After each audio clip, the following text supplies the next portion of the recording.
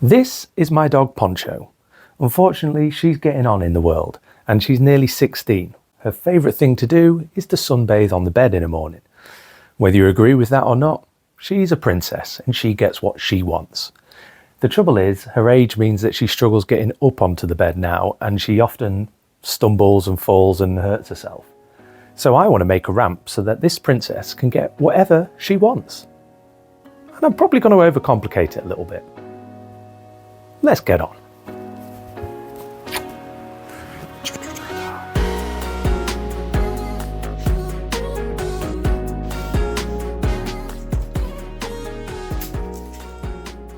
So I've got a couple of aims with this project. The ramp needs to be in a way that my old dog can use it and it's beneficial to her. It also needs to be collapsible so it can go under the bed on a night time where the dog is locked downstairs, and it needs to look semi-decent. I'd also like it to be completely free and made out of nothing but the scraps lying around in my garage. The main body of the ramp is going to be made out of this melamine shelf. It's melamine coated chipboard. This is left over from my kitchen build. Whenever you buy these flat pack kitchens, you always get more shelving pieces, shelves, they're just called shelves, than you actually need. So I'm using this because it's been lying around for a couple of years now. Taking it down just so that the width of it matches, but there aren't actually measurements as such on this build. I know it needs to go to a certain height, the length and everything else is just going to be dependent on the leftover materials I can find. To get the folding motion, I'm just using some stainless steel butt hinges. I've got loads of these lying around the garage because I bought them for a project, but they were a lot smaller and flimsier than I expected them to be. The idea being that this ramp will collapse upon itself and tuck under the bed when it's not in use, so that I don't hit my toe on it when I go for a wee 3 times a night. But it was at this point that I realised this wasn't going to work for my design. I like the hinge idea and I like the angle, it doesn't seem too steep so that the dog can't get up.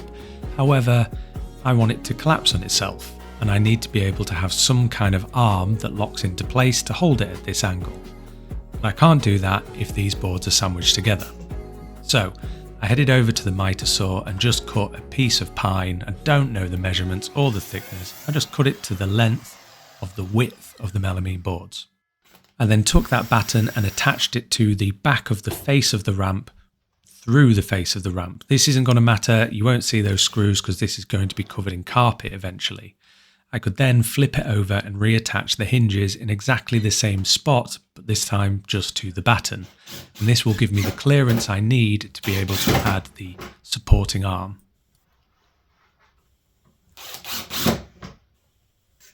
The supporting arm is simply going to be this offcut of sheathing ply I've got.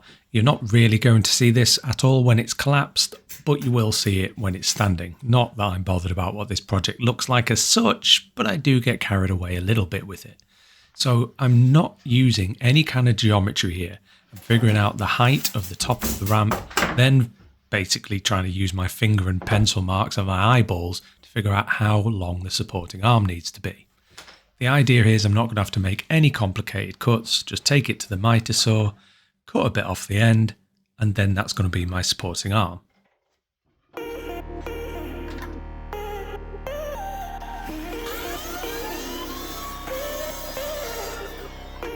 I took a couple more of those stainless steel hinges and secured it to my melamine board. The board that it's attached to is the bottom board, the one that's going to sit on the floor and provide some of the structure. And the thickness of this sheathing ply is roughly the same thickness as the batten, so everything should sandwich close nice and snugly. In theory. Just about. My next dilemma was, when this is opened up, how do I get everything to attach in a way that's rigid enough for my small dog, she is only 7 kilograms, to trot up and down this without any kind of movement. And I thought I had quite a good idea. Very, very simple idea, but one that turned out to work pretty efficiently, even if I do say so myself. Excuse my shiny bald head here, but I am just marking on the melamine board where that supporting arm hits the bottom of that ramp. The reason I'm doing this is because I've got to drill through from the other side. So I'm going to take these reference marks extend them to the edges of this board so that I can transfer them to the opposite side of the board. It'll all make sense in a minute.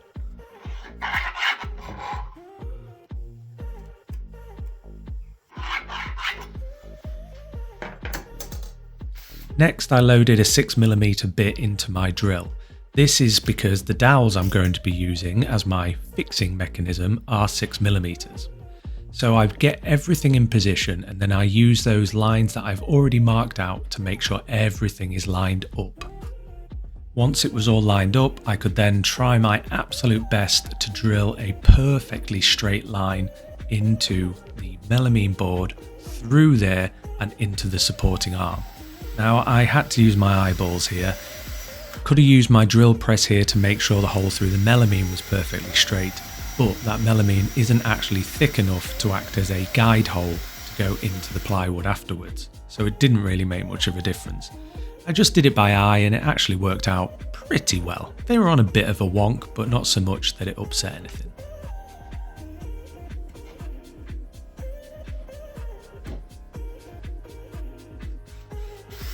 I didn't think one hole and one dowel would be support enough, so I went ahead and did a couple more, one each side, and that seemed to be plenty sturdy enough.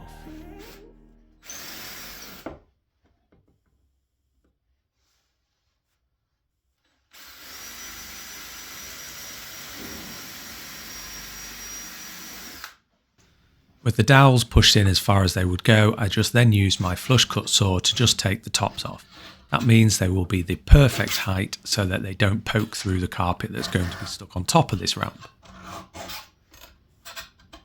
And to make sure they seat properly through the melamine when it's closed, I just rounded off the top of the dowels a little bit, just so that there's no chance for any of the edges to get caught or to splinter.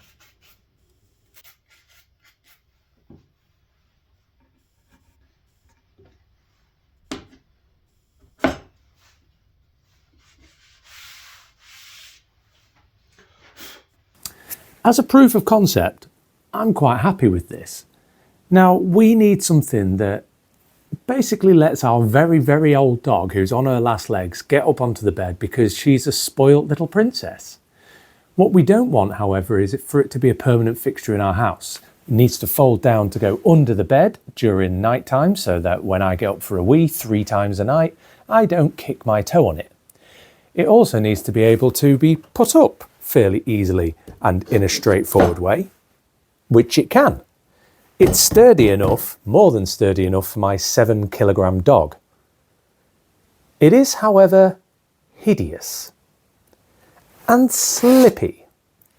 I've got a plan for the slippiness. I don't know what to do about the hideousness. We'll work on it. I used some 5-minute epoxy. I had a tiny bit left in the tube from my cutting board and picture frame video just to hold those dowels in place on the arm itself. And then I could let those dry whilst I figure out how to address the whole "it's hideous" side of things. The first step was taking this tiny offcut of carpet, which fortunately was just big enough. I hadn't measured this at all and just assumed I had more than this left over in the roll. But it just fit on with about 1.5 inches to spare. This is going to do 2 things. It's going to remove the slippiness from the ramp, and it's also going to take away some of the hideousness of the white melamine. I'm just using a Stanley blade here with my ramp as the template, well, as the straight edge as well. Just laying it on top, running the knife down, and you get a perfect piece of carpet suitable for the ramp. The other thing adding to the grossness factor is the exposed chipboard. I've got these offcuts from where I thinned down a piece of wood on the table saw. Now they are slightly different widths, but I'm hoping that's not going to matter, seeing as though this is not an heirloom piece of furniture. The idea is these are almost going to act as edge banding, and they're about as thin as you can get without them being fragile. So they just needed a quick sand. I went over with some 40 grit and then some 120 grit.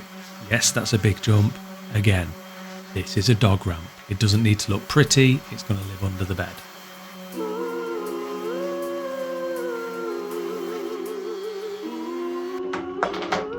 Once these lengths were roughly sanded, I could then just use the project itself to take the measurements, no tape measure required. I lopped these down on the miter saw and then I could get to tacking them on. I didn't bother with any glue here for a couple of reasons. One reason is glue and chipboard are pretty useless and you have to use a ton of glue and there'd be a load of squeeze out. The other reason is I wanted this project done today. So far I'm only about an hour in and I anticipate this to be about a 2-hour project, absolute maximum. Which sometimes with the amount of stuff I do, it's nice to have just a little project where you can get your fix in the garage and then head inside to the warmth. And the other reason is reality. Reality is my dog's very old and this is a temporary solution to help her out a little bit as she's well into her older years.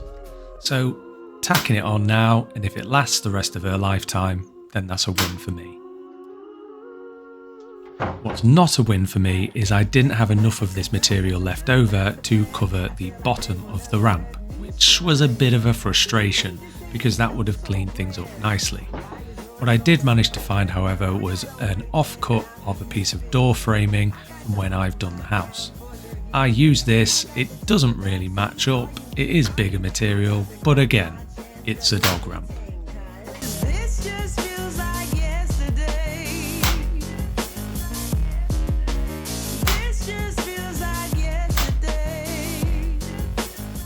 I decided I was this far down the rabbit hole of taking something simple and trying to make it look a bit nicer that I'd throw some stain on there.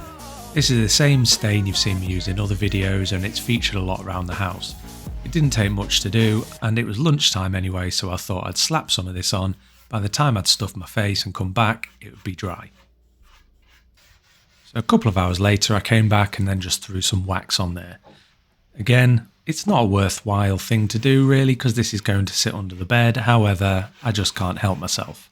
So after a coat of wax and a quick buff, I then had to figure out how to attach the carpet. My first thought was to use some of this spray adhesive. Now, it's great stuff and I've used it in the van for sticking wood to metal and carpet to metal, and it sticks the shiny metal. I didn't, however, know how well it'd do on the melamine. So whilst I am using the spray adhesive, I also back it up with a few staples. Only 6 staples because that is literally all I had left in my staple gun. And with that, this little project was done. It's been ages since I had a project where I could just go into the garage and come out 2 hours later with something that was completed. After all of the big projects and the complicated ones, the ones with glue that's got to dry, it was really nice to just crack on with something and get it done, and then get to see the rewards.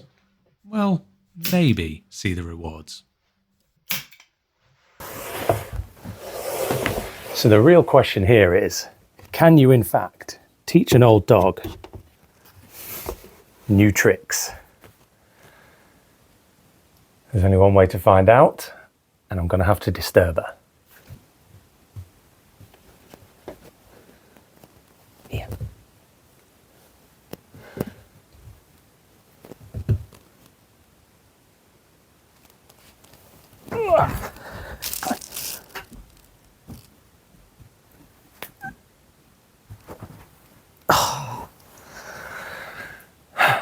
This might take some time.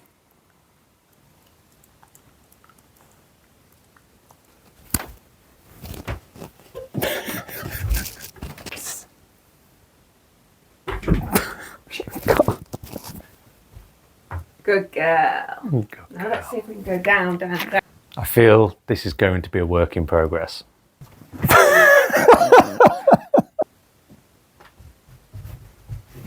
Good girl. Good girl. Good girl. Come on then.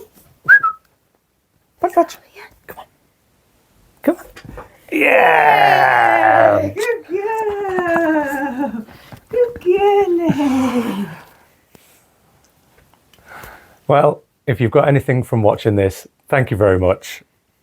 Leave a like and subscribe, even if it's just for Poncho, because she deserves it.